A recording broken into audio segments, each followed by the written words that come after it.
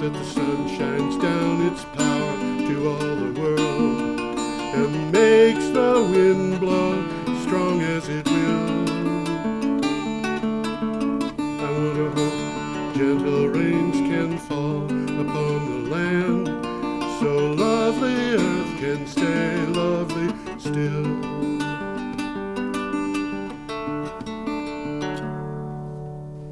Hello, ladies and gentlemen. I think we're ready to start. We're ready to start, according to Tom. Welcome to the 379th edition of Energy Week with George Harvey, me, and the amazing Tom Fennell. I'm not sticking my hand out like that because we've got this plexiglass thing out here. Yeah, so you can't see that because it's right in front of the camera there. But it's to prevent us from coughing on each other, which is why we're allowed to sit here with no face masks. Although, if anybody from the studio comes in, we got to put face masks. We got to put the face mask back on again. So anyway, every day I get up early. Today I was up at 3:00, and I go through the news on the internet relating to energy and climate change, and I find articles that I can pester people about, and I put together 10 to 15 of them, usually 15. Although over the years it's averaged 13. It's almost been 3,000 days.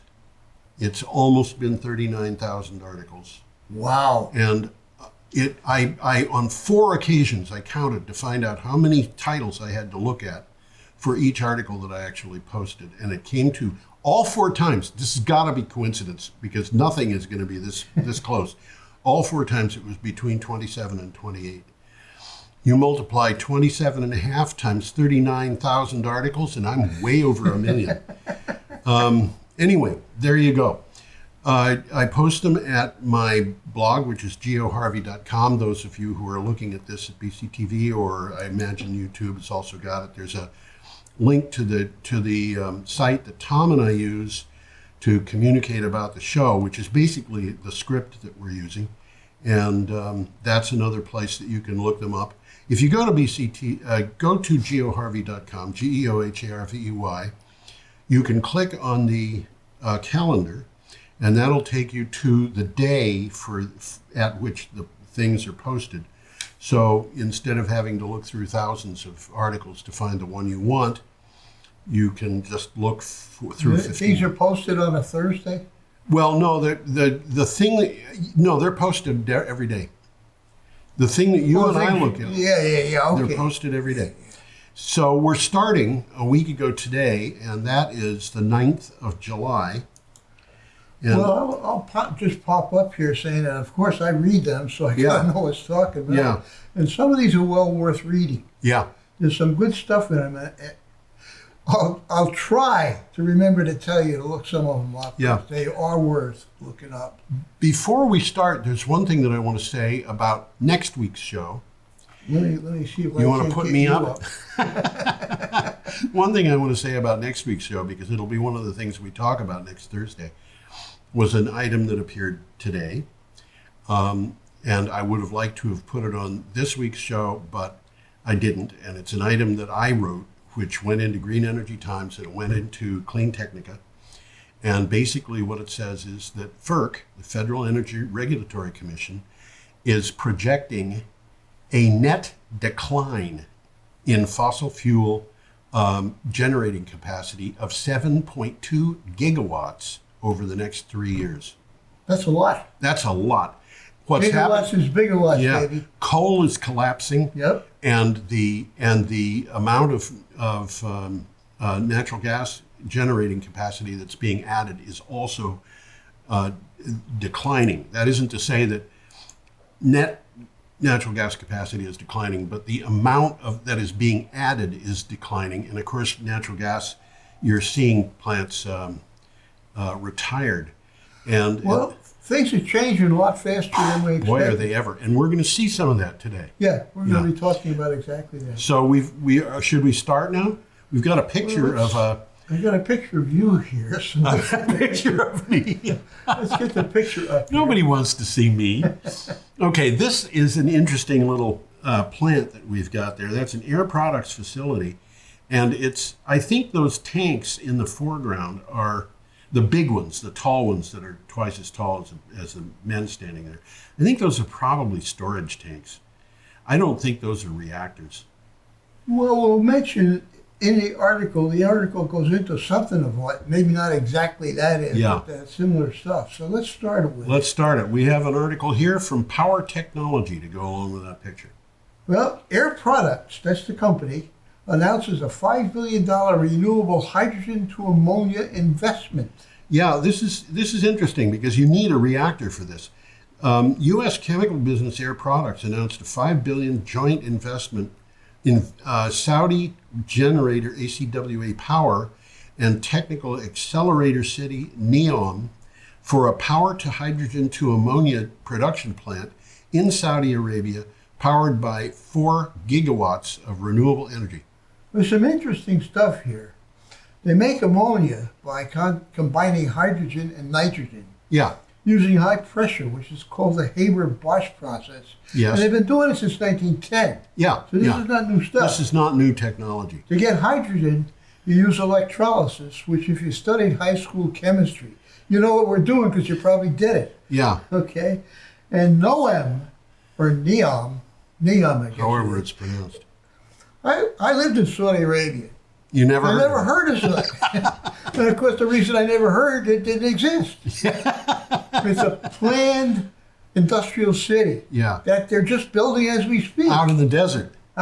It's in northwestern Saudi Arabia. Okay. It's up on the Red Sea there, right? It's up in the corner, as close as you can get to Israel.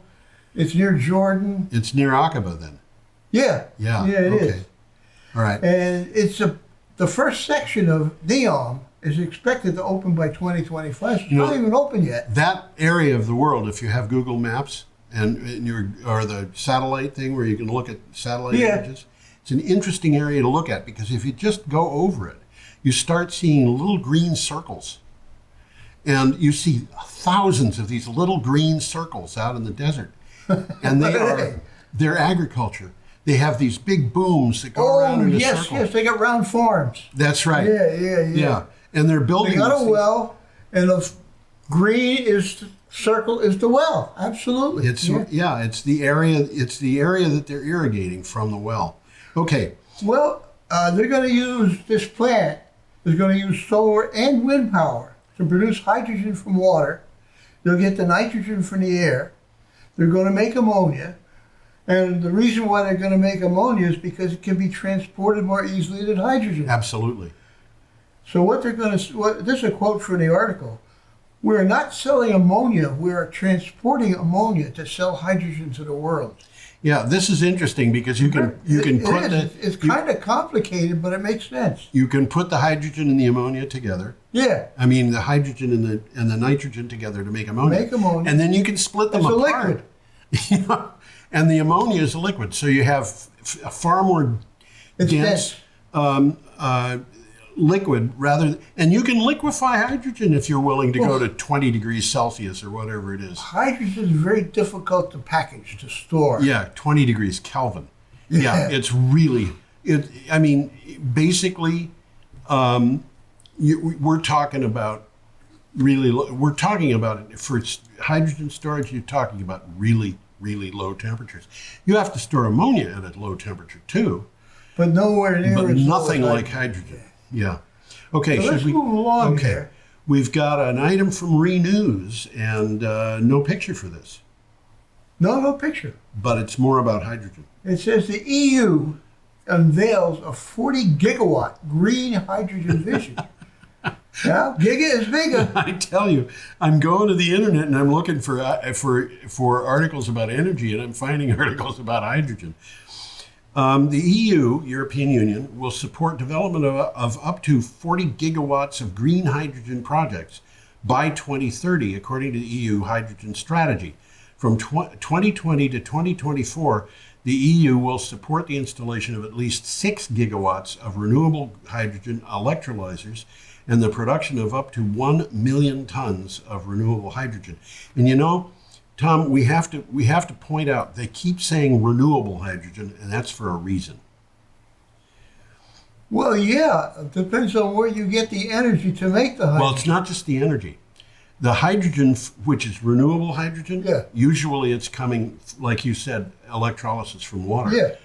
But what they call gray hydrogen is made, it's much cheaper, is made from a natural gas. Right. And- And there's gray hydrogen, there's Sooty hydrogen. green hydrogen. Yeah, There's a third one. Yeah, I don't remember what it was. I don't remember the third one. But they're emphasizing the green hydrogen for good reasons, and that is the gray hydrogen is Green hydrogen is made from green energy. That's Duh. right. And gray hydrogen is made from whatever energy and natural gas. So the gray hydrogen is going to be producing carbon dioxide emissions, and that's what they're trying to avoid. Well, I'm going to repeat a little bit of what you said because I've got it written down here. Okay. By 2030, the EU will need at least 40 gigawatts of renewable hydrogen electrolyzers and the production of up to 10 million tons of renewable hydrogen, which Yeah. can power sectors that are not suitable for electrification Right. and provide storage. To accomplish this, the European Commission has launched the European Clean Hydrogen Alliance. You'll be hearing more about that, I think. Yes, I think you will. Which will build up an investment pipeline for scaled up production and will support demand for clean hydrogen in the EU. Right. So they're getting on the ball. They are. Well, let's move They are along indeed. here. Okay, let's do Another that. Picture coming We have a up. picture of a And solar array. let's see if I You know, can when I find a looked at this, I picture. said, "Where's the solar array?" It looked like dark clouds had cast their there. shadows. It is. This is yeah, It's not clouds. That's a solar array. solar array. Yeah, If you look at the picture, you can see it. If you look at what I have on my screen, you can't. But that's a large solar array. yeah. And if Do you have you any idea where that is? oh no, I don't. If you I look, try to find out from the article, and it doesn't. you know, a lot of times I look at these pictures because I have to fight to get some of these pictures. You know, they'll put up a thing and I click on the picture and say download it, and it wants to download a web page, and I Yeah. can't put a web page into the slideshow. So I You do. got to take a picture. I have to do a search Yeah. on the picture, which I can do through Google, or a better Take a picture of the one. picture. Yeah, a better one is a thing called tineye.com. And I'll search for it and then come up with a whole bunch of solutions. And one of the things that I found Let me put you Early up here on so people know what you're looking at. is don't, just because something comes up from a Google search and it says that it came from the Imperial Valley or the North Pole or something, don't believe it. Doesn't mean it's there. It's not necessarily true. They get their information from some article, and the article could be about something different. Well, what the article says, Capital Dynamics, again a company, Yeah. signs a 4.8 gigawatt deal. Gigawatts is bigawatts. Yep. To increase its portfolio in the U.S. And Omaha, well, you'll go on. I got a little bit more to say, but not much. Okay, this is the Capital Dynamics announced that its clean energy infrastructure business signed an agreement for 4.8 gigawatts with Tenaska. The transaction comprises 24 solar projects in the Mid-Continent Independent System Operator and the Southwest Reliability Council markets. Well, this Tenaska, who I never heard of, they're an American company. They're based in Omaha. Okay. And they have a robust renewables program across the country. So I'm surprised we haven't talked about them before. You know, I think, I don't know. Maybe we have. I don't know. I don't know. A lot of places produce a lot of news, and other places don't produce very much. And Yeah. it really doesn't mean that the one that makes a lot of news is making more stuff. But you know, there it is. That, by the way, also, in addition to the previous article, was from Renews, and we are up to Friday, July 10th, And we have start a off with a picture. of a Volkswagen reforming Australia. And that green thing there is to protect the little baby tree Yeah, from animals. from animals like mice, for example, who want to eat the bark. Like mice, like deer, whatever. Yeah, well, deer would eat the whole tree. Well, it's a long article. It's worth looking at. Yeah, this is from Clean Technica. And it says Amazon greening German cities, Volkswagen reforesting Australia. Yeah. And And that looks like Volkswagen working, doesn't it? in Australia, Yeah. yeah. And Zach Shahan, who's the guy who wrote this, says he wonders whether a company, and I forget the name, but it's an Australian software company, was going to be planting trees in the United States. The global economy, our increasing integrated global society, is an interesting phenomenon. Amazon, based in the United States, committed to greening cities in Germany by planting a lot of trees and bushes there. Now, Volkswagen Group, based in Germany, is reforesting Australia. So, is somebody in Australia going to plant trees in the United States? Go ahead. Well, greenery cools the concrete jungles. Yeah. Okay? And in Australia, VW is restoring some of the areas ravaged by recent wildfires. In addition that we've talked about. Yeah, in addition to its own tarnished reputation that it's restoring. Its reputation was tarnished by the diesel cheating scandal. Oh, it was, yes. So there's a lot of tarnishing going on there. Yeah. Well, let's move on here. Okay, we've got a slide here of a group of Tesla Model 3s charging. Is this one was?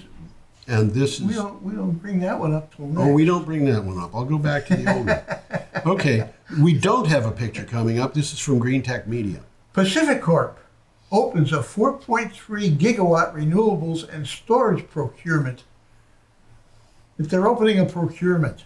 They're opening a procurement. That means they're opening for bids. Exactly. Yeah. Exactly. It's a little bit confusing. Yeah, it is, and they do that a lot in these news articles. Tell me about it. Yeah. Pacific Corp is soliciting bids for up to 4.3 gigawatts of solar, wind, and battery storage, part of a massive clean energy growth plan that will open the utility's 6-state territory to third-party renewable energy developers. Projects must be operating by the end of 2024.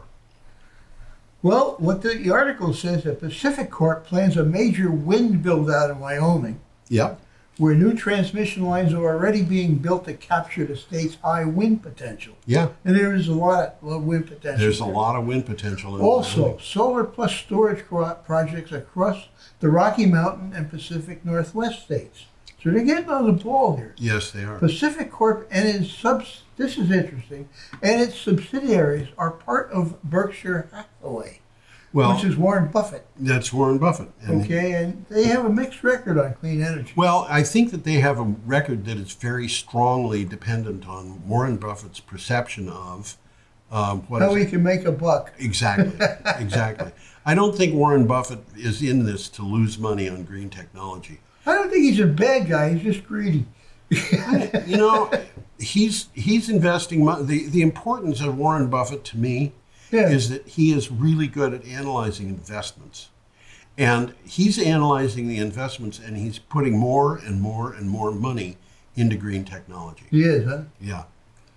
Although a couple of weeks ago, his Berkshire Hathaway bought, I think it's the pipelines that supply gas to something. I'm thinking Dominion Energy.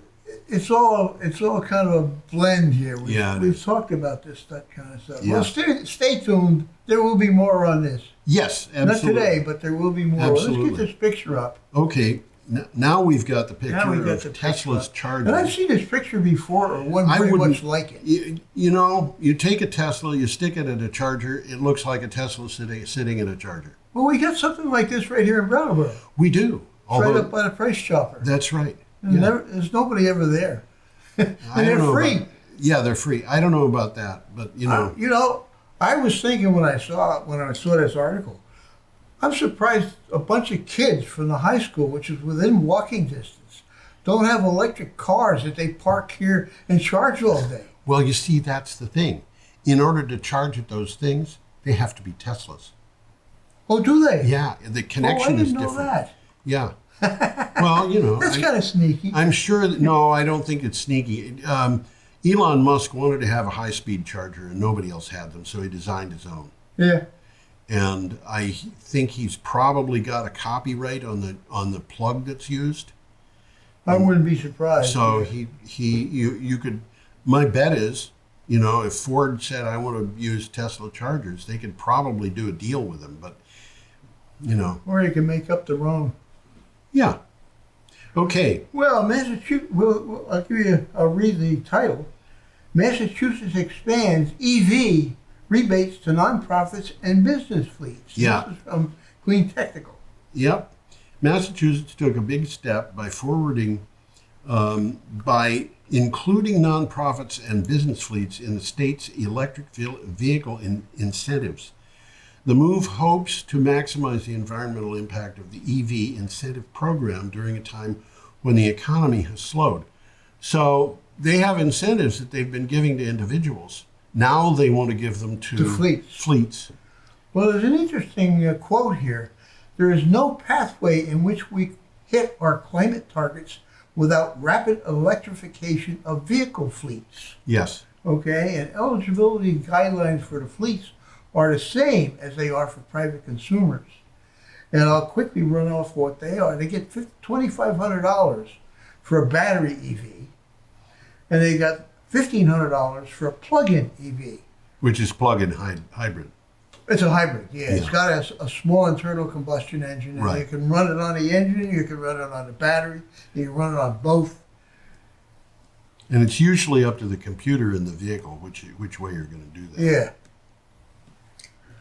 Okay. Well, let's move along here. We got another picture. Saturday, July 11th, and we have a picture of a Rivian truck, somebody in it having a great deal of fun. That's an electric truck, isn't it? That's an electric truck, and it can kick up dirt just like other trucks. Well, Rivian reaps a $2.5 billion in latest funding round as EV investments soar. This is from Clean Technica. Rivian is an EV startup headquartered in Plymouth, Michigan. For its initial funding, it raised $2 billion, much of which came from Amazon and Ford. Well, they got a connection to Ford. Yeah. Now it has gone for more money, and it raised a further $2.5 billion in a funding round led by T. Rowe Price. Well, the money will be used for the start of production for the R1T electric pickup truck, and I guess that's probably what that is. The one similar to it, anyhow. Yeah. Well, if it isn't that one, it's awful close. And the R1 SUV, big clever names. The R1, R1T, R1S. I guess they gave that guy a promotion. Whoever thought of that? Yeah. Delivery to customers set to begin in 2021, which is coming soon, guys. It sure is. The R1. factory will also make 100,000 electric delivery vans for Amazon to begin early next year. Which have already That's a big product. They've already been ordered. Oh yeah. I mean, they're coming. I wonder if the salesman who engineered that order has got a bonus. Okay, should we go on? We got a picture coming up again. We have a picture of people in the Extinction Rebellion wearing masks and social distancing. That's what they're doing. And this is from Common Dreams, and I have a note here that says, thanks to Tom Fennell. Yeah, you do. Well, since I am responsible, I'll read what this says. Okay. Asset sales and debt-driven dividends show that the fossil fuel energy cannot be saved. I'll say that again. You say it again. Energy cannot be saved. And, we've sort of been talking about it, but we haven't been so direct. Well, it's getting more and more obvious. Absolutely. A report says major fossil fuel companies such as ExxonMobil and BP, quote, are racking up debt to maintain their shareholder payments and sustain an image as sound investments, end quote. Others are selling assets. Their actions show they are failing. So some of them are borrowing money to pay dividends to investors. Others are selling assets to pay dividends to investors.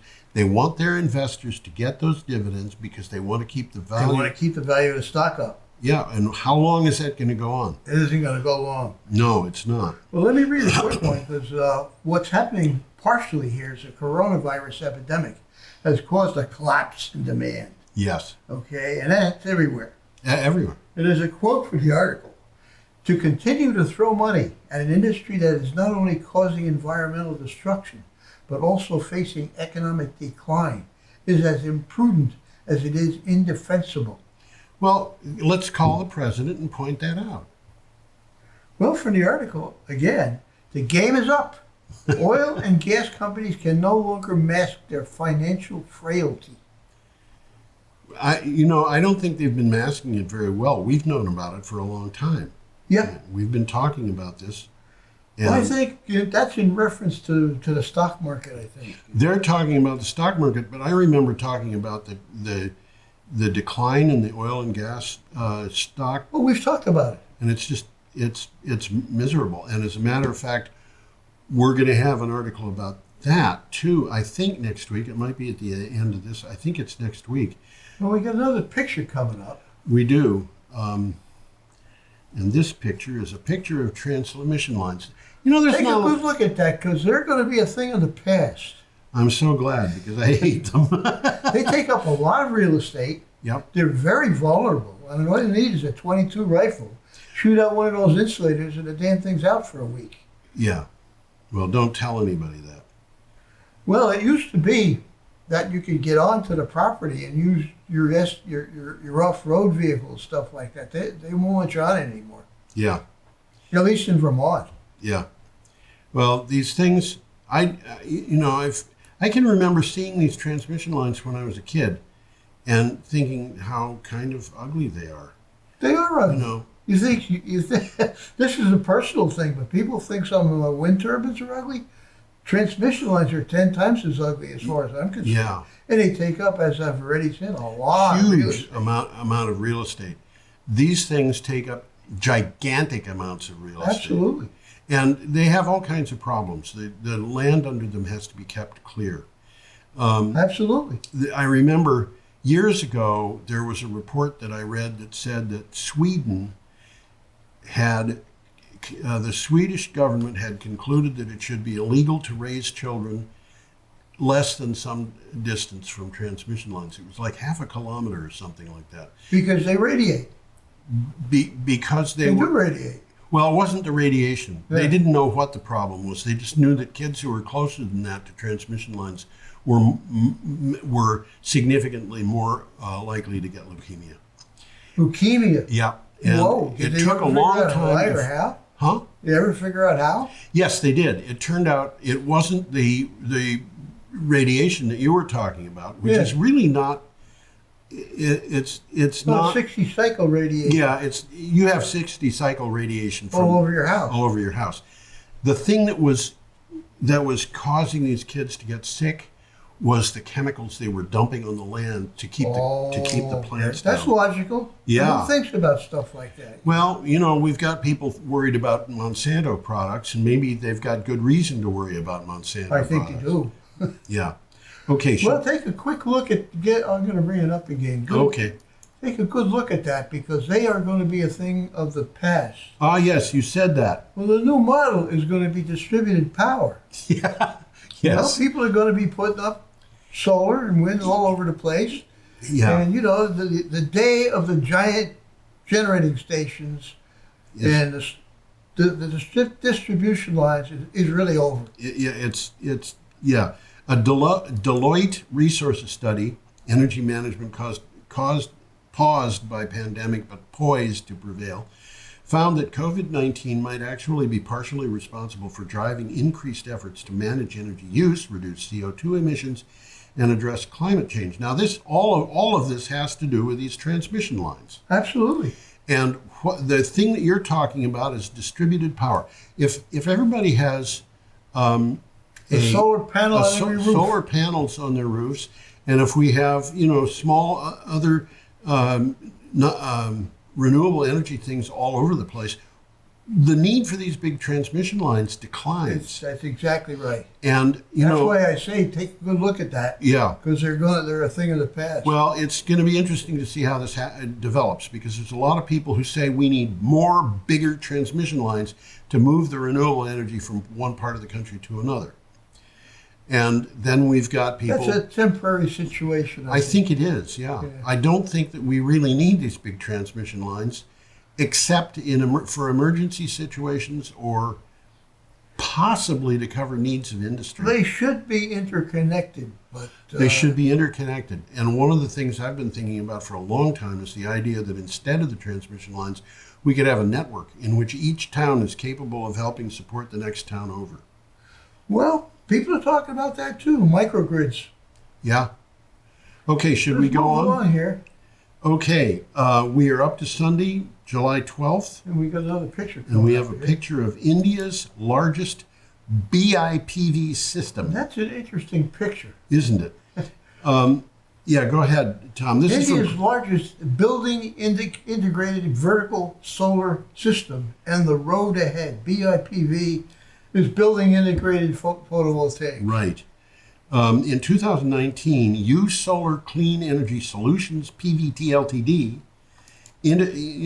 There's something that Indians do. Everything that they say, they want to be really long. I mean, this is like Indian names are really long. Chinese names, Han. Indian name. Building integrated vertical solar system. Yeah, right. Installed India's largest building integrated vertical solar PV system in Mumbai, which is what used to be called Bombay, which is in the south of India. Well, I wouldn't really call it the south, but it's south. Northwest. Mumbai? Yeah. I thought Mumbai was south. Have you? Yeah. Okay, then all right. Don't pay attention to me. It's not all the way in the north. It's about a third of the way down the country. Okay, which is just about where the Tropic of Cancer is. Probably is, yeah. Yeah, and I wanted to mention that because the system has a capacity of about 1 megawatt with integrated solar panels on all 4 walls. So these are not just vertical solar panels, they're all the way around the building. Exactly. Well, what they did was they built the building with glass. Yeah. And then they took the glass out and put in solar panels. Solar panels you can see through. Right. Right. So it's interesting. The building itself is a generating station. The building's a generating station. I don't know that it actually generates enough electricity to cover its own needs, but one way or the other, that thing is going to be generating power, regardless of what direction the sun is in. I thought it said that they're covering their own needs, but I don't have that in my notes. Well, let me read what I do have in my notes. Go ahead. BIPV is the integration of solar PV system into a building's envelope. Right. Okay. Apart from serving as a skin to the building, the solar modules, which replace the conventional glass, generate clean power in the process. The building facade provides a large space which is otherwise quite unuseful. Okay? Right. The BIPV can be adapted to any building that requires a glass facade. Right. And after Sort of makes sense. After I recorded this in the thing, I got an email from Vlasta. Yeah. Who's is the, I don't know what her position is here at the station, but I ended my response. She does everything. She does everything. I ended my response by saying BTW URA VIP Which required another email to tell her what it meant. It did. Well, of course, Vlasta is Czech. Okay. And she didn't understand. Oh, she's not a canceled check. Oh. No, I don't think she is.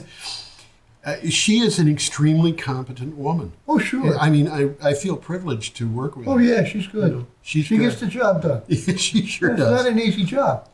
No, I don't think it's an easy job. But anyway, she needed to know what IMP meant. IMO, in my opinion. Yeah, right. So Vlasta. IMHLP is a pancake house.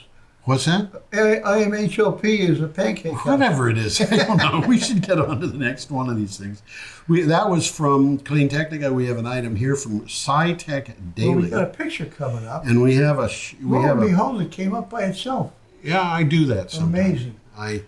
Well, for what it's worth, that's crushed rock dust on farmland. Yeah. And I was shocked by this article. How farmland could absorb an extra 2 billion tons of CO2 from the air each year. Yeah, the title of this was preceded by 2 words followed by a colon, shockingly simple. And I was shocked. Adding crushed rock dust to farmland could draw down up to 2 billion tons. 2 billion tons of CO2 from the air. That's a lot of CO2. Yeah, each year, and help meet key global climate targets, according to a major study led by the University of Sheffield.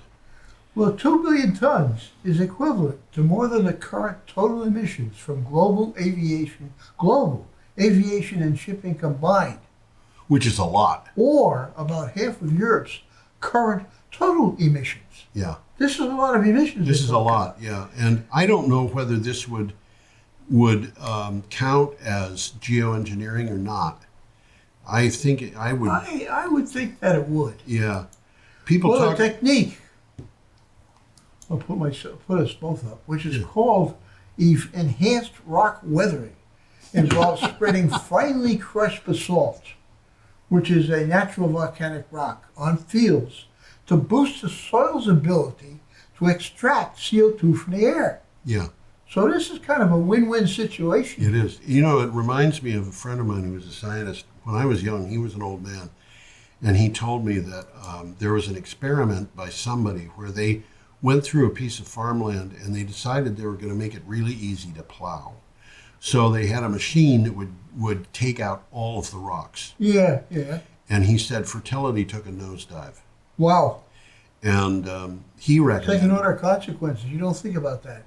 He recommended that they take those rocks they had removed and crush them and put them back. Which is what they're doing right here. What they're doing here, that's right. Okay. So, should we go on? Yeah, we got another picture coming up. We have a picture of the Black Thunder coal mine. This is from the Casper Star Tribune Online. So, they know what they're talking about when they're talking about Black Thunder coal. And that is an empty train coming up to the coal mine. Just look at all the cars in that train. Well, that's in Wyoming. Yeah. And you can see the mine in the back. Yep, you can. And I recall taking a trip on Amtrak to the West Coast. Yeah. And on the way, we were taking an Amtrak train. Yeah. On the way, every so often, they would shunt us aside, and a coal train would go by. They had priority over the passenger trains. Yeah. Can you believe that? I can, absolutely. So this was like 100 cars of nothing but coal. Yeah. When I was little, you know, I lived in Illinois, west of Chicago, and almost all of the trains that went through the town that I lived in were drawn by steam engines. Yeah, right. And a lot of them were coal trains. And one of the things that we did as kind of a pastime when I was a kid, and it drove my parents a little bit crazy, was if we got stuck at a crossing, we would count the cars that went by. And in the car. In the car. Yeah. And you know, I seem to remember one count going up to something like 187. Wow. And these, of course, were coal cars. Yeah. I'll tell you the weird one, though. I remember a train. We were stuck at a crossing, and I'm really so grateful because we were the front car at the crossing. I was able to watch this whole thing. It was drawn by 2 steam engines, and it had something like 87 steam engines in tow. Wow. They were hauling the steam engines out of the yards in Chicago because it was no longer legal to put steam engines into Chicago. And they couldn't do anything. They were not useful for parts. And these things were old engines like, you know, 440 Americans that could have been run in the Civil War. Probably were. They might have been. Yeah, a lot of them were in really bad shape. But anyway, we should probably go on. That was from the Casper Star Tribune Online. I didn't read the thing, did I? Did I read it? I didn't even You didn't read title. that. We've been talking about coal. Go ahead, read the Could title. Japan's plan to retire 100 coal plants hurt the Powder River Basin? That's a question. Well, they answer it. Yeah. Miners in Wyoming's Powder River Basin hoped, past tense, to export coal to China for years. But the dream of exporting coal to one of the world's leading importers of coal was dashed when Japan said it was considering phasing out 100 coal-fired power plant units by 2030, and that is 100 out of, I think, 140 that they have. It's the economics, stupid. Yeah, yeah. Well, read from the article. The fickleness of international markets, steep transport costs, and public pressure to block coal export terminals have left murky the prospect of reviving coal exports from Wyoming. Over 1/3 of Japan's energy comes from coal, and it imports 99% of the coal it uses. So phasing out the country's old coal fleet could potentially cut coal consumption worldwide by 40%. Wow. Okay, should we go on, Tom? I think we should. We got another picture. Monday, July 13th, here is a picture of a car, converted Kangoo in Grenoble. I kept reading that as kangaroo. I did too. They should tell these people to change the name. It looks like kangaroo. Well, they're giving or selling one of these cars to the mayor of Grenoble, who's the guy sitting there in the middle with his hands in his pockets. Yeah. And Go ahead. The title of the article says that France's recent order liberalizing retrofits of old internal combustion engine vehicles supercharges Phoenix mobility. I have to explain what that really is. Yeah, the transition to electric vehicles is happening much faster than we expected. Affordable mass EV conversions will put this transition into ludicrous mode. Ludicrous mode was a mode of speed that Elon Musk invented. Oh, is that so? Yeah, it's like super high speed. An EV conversion firm in France, Phoenix Mobility, is looking to scale up its B2B fleet conversion business. And I wrote an article last week for Clean Technica in which I said we should just throw money at the fossil fuels industry and at the auto industry. Just throw money. We're going to put money into the economy. We're going to throw money into the economy. We should take $1 trillion and throw it at the fossil fuels industry with just two simple, easy requirements.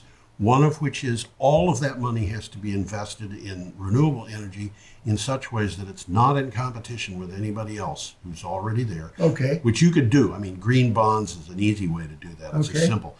The second thing is you have to phase out all extraction of fossil fuels by 2030.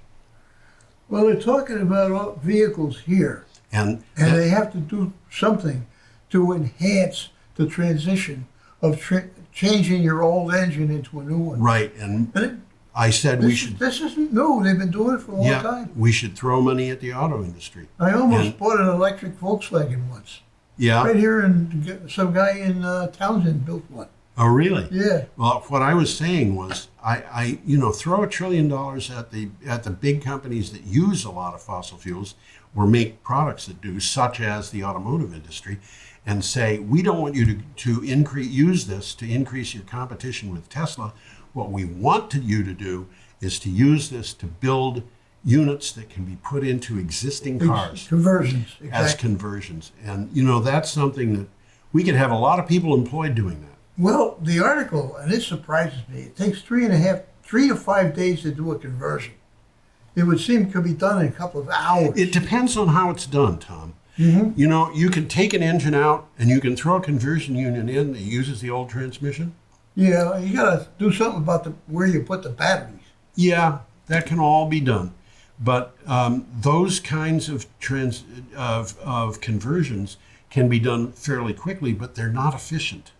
Yeah. Because you're going through the old transmission. Yeah. On the other hand, that's what this one that I almost bought was. Yeah. Had an electric motor, which was very large, by the way, physically large. The electric motor? Yeah. Well, it's because it didn't use supermagnets. Because what? It didn't use supermagnets. No, they're much smaller now. My Prius had a motor about this big, and it was 35 horsepower. This had a motor that was about 1.5 feet in diameter. Yeah. I think it was only 5 horsepower, too. It was a big motor, and It was fun to drive. The car had good acceleration. Really? Yeah. Yeah. Well, 5 horsepower from an electric motor going into is going to be far, far, far more efficient than. Yes, it would be. But this car then had, the reason I didn't buy it, didn't have any good range. I mean, Oh yeah, yeah. you could drive it from Townsend to Brattleboro, but then you're stuck in Brattleboro. Yes. Well, things have changed since those days. Oh, yeah. Okay, we have to we go got a picture on, here. and we have a picture of Joe Biden. Is that who that is? Yeah, in the middle of a crowd of people without face masks and doing no social distancing. Well, it says in a time when masks were not needed. Yeah, So I we give wrote him that credit in. for that. Yeah. Okay, this is from Clean Technica. 100% carbon free by 2035. The Democrat offer for renewable energy. The transition to EVs is happening. Oh, I'm sorry, wrong one. Laid out by the Democratic candidate Joe Biden's task force. The recommendations for climate change mitigation call for carbon-free power production by 2035, net zero emissions for new buildings by 2030, and an accelerated adoption of zero emissions vehicles. This is from Sour Energy, and we had a note in here about an item from Clean Technica that said the 100% carbon free by 2035 that everybody I'll touch base on that one. talked about. Well, we've got an article later in this We do. show. Well, it's almost insignificant. The article, the point. Yeah. The 100% carbon free by 2035 that wasn't Biden's plan. It was somebody else, a separate group headed by Alexandria Ocasio-Cortez and John Kerry. Right. Which, by the way, They're still talking about it. came later on, looks to me like where they're going to go. I think so. But they didn't make that official, and that's why that was there. Should we go on? Yeah, I think we should. We got have a nice picture here of- of some poison ivory. Leaves of 3, let 'em be. Poison ivy likely to become more abundant and more potent with climate change. Well, that's good news, isn't it? This is from Bay Today. You know, I was absolutely amazed when I discovered that deer browse on poison ivy. Well, the article mentions that. Yeah? Yeah. You read the article. Okay, and I'll do that. I've got A quick takeaway. Yeah, a 6-year study by researchers at Duke University found that elevated levels of CO2 not only increase the growth of poison ivy, but those high CO2 receiving plants produce more of the potent form of urushiol, the oil that causes skin inflammation. Well, urushiol is poison ivy's defense mechanism. Yeah, Okay. to keep the deer from browsing. And it's, interestingly, only humans and apes react to it. That's why deer can eat it. Okay, now wait a minute, Tom.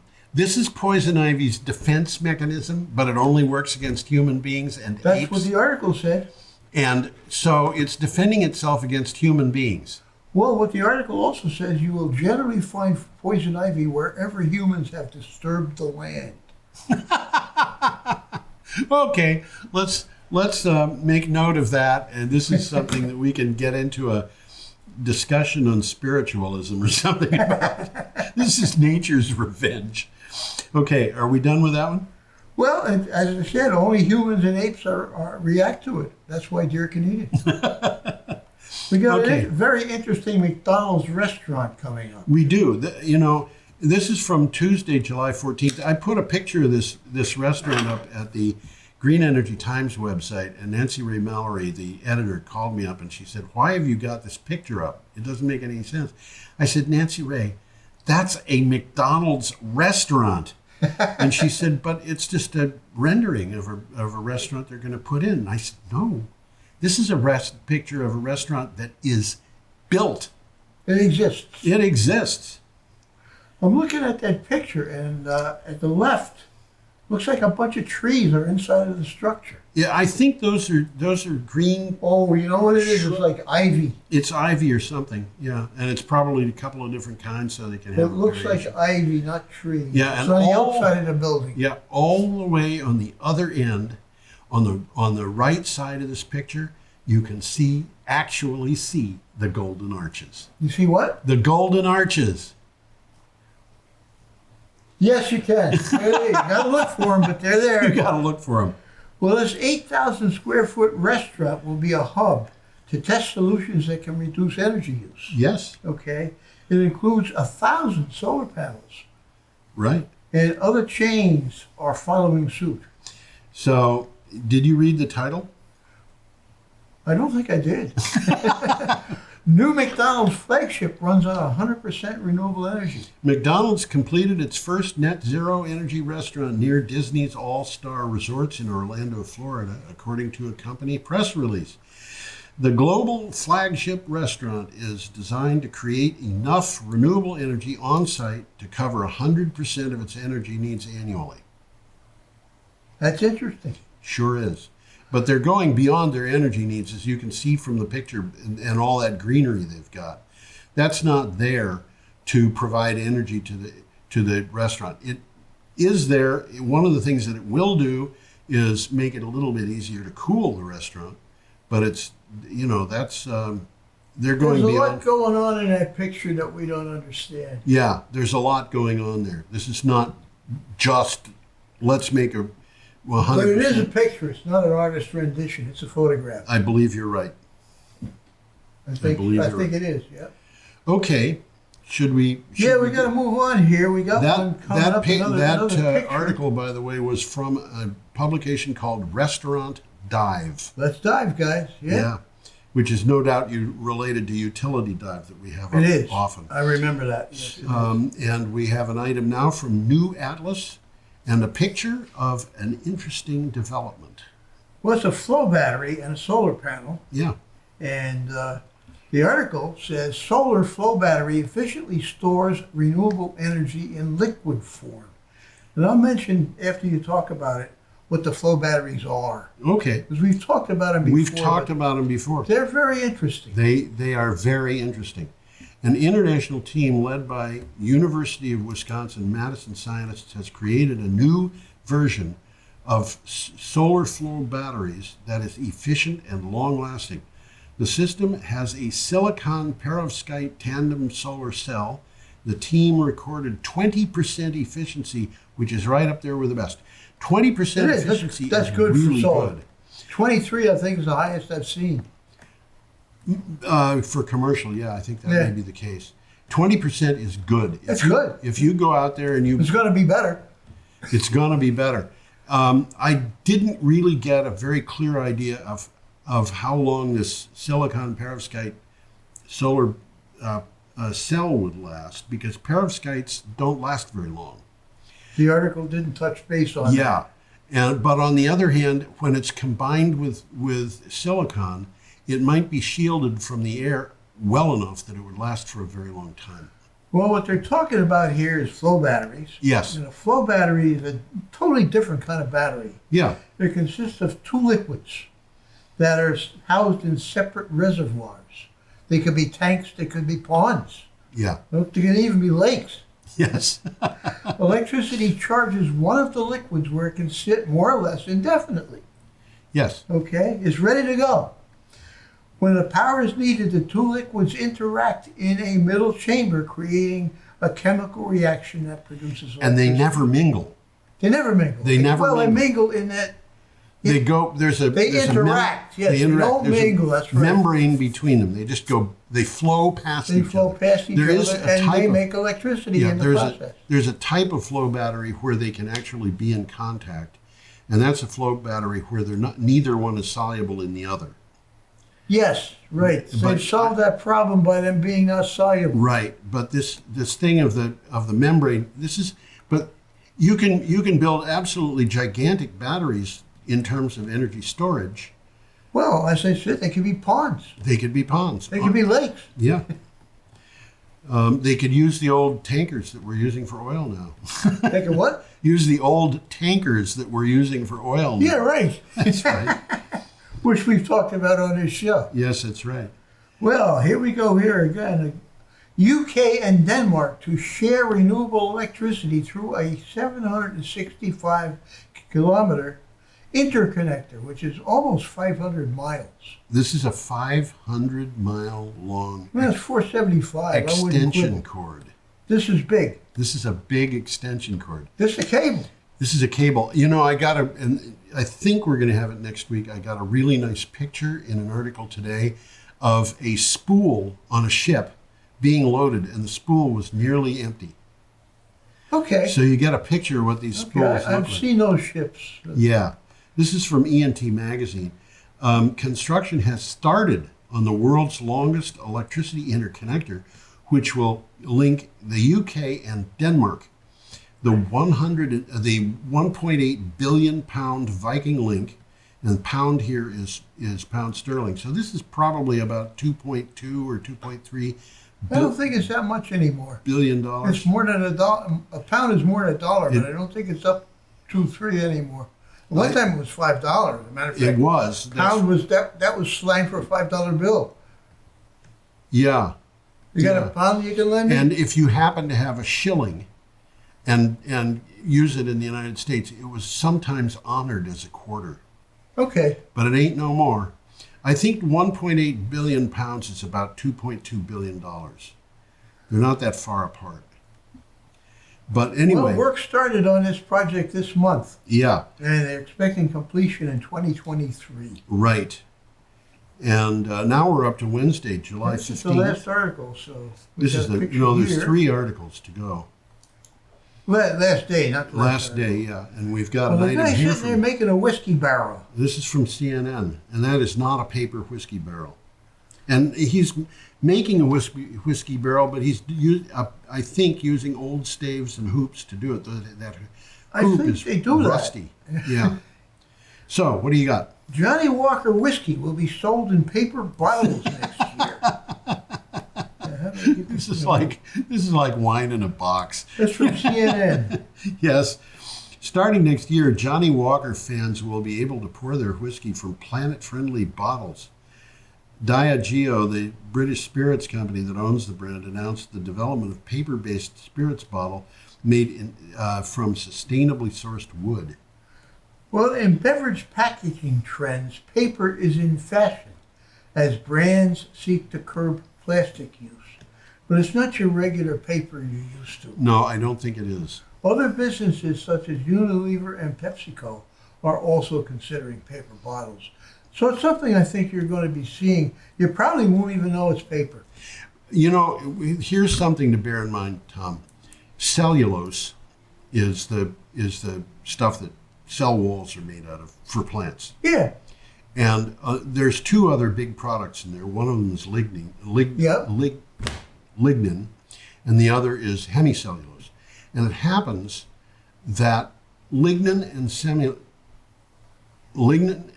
is soluble. Hemicellulose and cellulose are both plastics. Okay. They're both natural plastics. Okay, yeah, cellulose is, I know. And one of them, and I can't remember whether it's the hemicellulose or the lignin. I think it's the lignin, is a plastic, but it is also a thermoplastic, which means that if you take... It'll melt. Huh? It'll melt. It'll melt, which means that if you take a wad of paper or a bale of straw and you put it under heat and pressure, it will mold and stick there. Okay. All right? It'll decompose the way that it would in nature. But it's not going to change its shape. It's not going to change its shape. It's going to become rigid and strong. And I think you could probably make bricks out of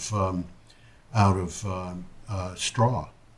Just straw. That'd be interesting. Yeah. Kind of like an old proverb, isn't it? It sounds like something out of Exodus. Can't make bricks out of straw. Yeah, right. It sounds like. Well, it looks something. like you can. Yeah, maybe. Okay. No, they were the Hebrews were having fits because the Pharaoh tried to get them to make bricks without straw. Is that so? That's in the Bible. Yeah. Okay. And they wouldn't hold together without straw. But that's like the Pharaoh shooting himself in the foot. You want bricks or don't you? Okay. We haven't. Should we go on? I read it already. So Okay. yeah, let's move There we along. go. We got a wind turbine coming up. This is a wind turbine coming See if up. I can't get that picture. And that wind turbine, by the way, I should mention, they're not assembling the wind turbine. They're actually disassembling the wind turbine. I'm not Is sure. that what's happening? Yeah. Yeah, and I think that's why all those bolts that hold it together are in place. I think they assemble it without all the bolts in place. The bolts are put in place as they assemble. Well, this one we sort of referred to already. Yes, we did. Biden rolls out massive new renewable energy subsidies. Yep, it became official. That's why this is in there. Joe Biden is proposing today, or did propose yesterday, unless, of course, you're watching this on a day other than today, which you're going to be because it's not. Which is very available likely. today. Joe Biden has proposed on Wednesday, the 15th of July, to commit another $2 trillion to subsidies for renewable energy during his 4 years in office. This was reported by Bloomberg Green. This would represent an acceleration of the $1.7 trillion in new subsidies over 10 years that had been proposed during the primary season. So this is growth from that. And by the way, this is from Forbes. Well, the stated goal is the realization of a 100% clean electricity standard by the year 2035. Right. And that was one of the things that they were questioning whether it was going to happen Right. in that earlier article. Yeah, and I think that if we do this, I think it's doable, but we've got to make sure, we've got to decide. we've got to make it happen. And another thing too is a lot of people are getting very dismayed about the fact that we're not making the progress that we want to make on climate change. Depends on who we is. Yeah, and I think that there's going to be a lot of progress in things that we don't expect. This business about adding crushed rock is, it's just one of something probably nobody even thought about 5 years ago. exactly, and it's one of probably a dozen different things that we can do Yeah. to make things But better. it's not very expensive. No, well, I don't know. Well, They're the gonna crushed need- rock isn't very expensive. They're going to need a lot of basalt. I think the price of basalt is going to go up. But there are a lot of old volcanoes around the world. And who knows, you could have another Paracutine in Mexico. Oh, yeah. You remember Paracutine? No. That was the one where the farmer was plowing his field and he noticed the ground was hot, and then he noticed there was steam coming out of the ground, and now there's 7,000-foot tall volcano there. Overnight. Well, literally ago. during my lifetime and yours, this thing went from agricultural land that was flat to a 7,000-foot Wow. tall volcano. Okay, should we go on? Boy, that sure changed the neighborhood. No, we can't go on. This is the last article. No, it's not. Oh, there's no, I'm sorry. There's we got one another from one. Offshore Oil and Gas Magazine, and we've got that picture. That's an interesting picture. It is. Because it looks like those two turbines are connected to I each think other. they actually are. Well, I'm sure they are. Yeah. Because in the article it mentions, without defining it, a twin approach. Yes. And I think that what makes that them is. more stable. Yes. And I can see how it does that. Maybe they could do one with triangles, where they'd have three. I'm corners. surprised they haven't tried that, because if I they would could bet do that it with they two, would. they could do it with three. Exactly.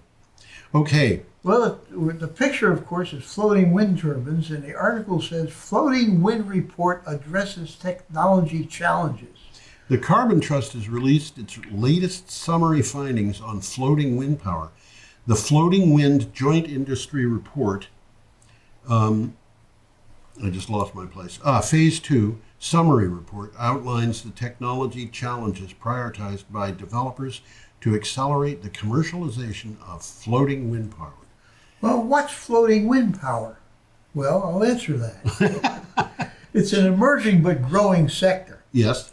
The technology enables installation in deeper waters not suitable for bottom-fixed turbines. Right. Yeah, Which, absolutely. America is the West Coast. Yeah. It's all of Japan. Yeah. We got a nice Atlantic shelf here Yeah. that nobody's using.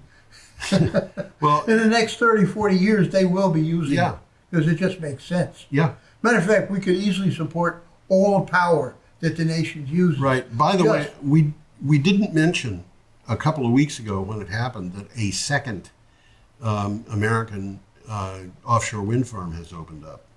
Where is this one? It's off Virginia, and it has I thought we turbines. did an article about that. We might have. Yeah. Yeah. It all blends into a blur. They do. I know that we mentioned it in at least one article. Yeah, yeah. You know, we didn't have an article. Well, on it's a natural. It's natural. I mean, And we're going to have more. What is it? 100-mile wide continental shelf? And those 2 turbines are a pilot project. Yes. But this thing could be put anywhere, as long as you can tether. Totally in the bottom. You need to have some way of keeping it in place. It. You got to. Otherwise, you're going to float away. Yeah, you'd have a very long anchor cable if you tried to do this over the Marianas Trench. Well, the report forecasts that 70 gigawatts. Now remember, gigawatts is bigawatts. That's right. 70 gigawatts of floating oil capacity installed by 2040. That's, I would say, pretty optimistic, but I think it's possible. these are guys that are studying this stuff. Yeah. And we have one last slide. We do? We do. It says, have a radically delightful week. Oh. Okay, because I was going to say I didn't have a slide. But if I You can put it up off, if you want, but you know, it's just there so we can say I didn't have that goodbye. in my computer here. Just there so we can say goodbye. Goodbye, gang. Well, let's put us up here so we that can say wave. goodbye. Bye. Adios. See you next time.